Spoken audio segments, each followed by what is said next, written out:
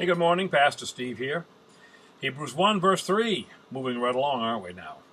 It says, speaking of Jesus here, who being the brightness of his glory and the express image of his person, and upholding all things by the word of his power, when he had by himself purged our sins, sat down at the right hand of the Majesty on high.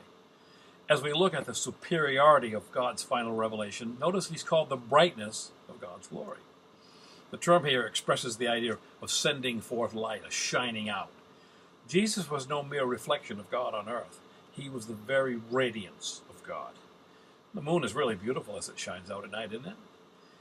But it is only a reflection of light from the sun. If you look at the sun, and I don't recommend that you do that, by the way, you will not see a reflected light, but the powerful fullness of light.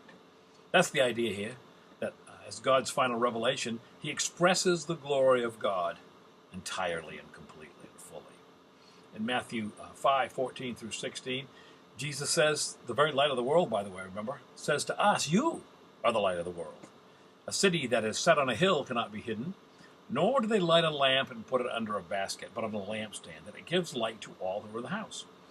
You, let your light so shine before men, that they may see your good works and glorify your Father in heaven. See, once we were darkness, but now we're to be light as we reflect his great light to the world. We're to reflect the glory of God. Our reflection as we live lives of love shines his light in the darkness. When light enters the darkness, someone said, truth happens.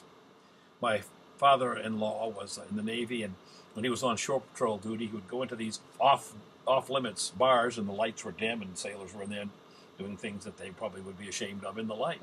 He said the shore patrol would come in, and they'd flip on the light. He said you could see people scurrying out the back door and under tables. Why? They cringed because the light exposed the darkness. If they cringe when you flip that switch, rejoice and be glad. It's only that the light hurts their eyes and exposes the darkness. You ponder that, Pastor Steve.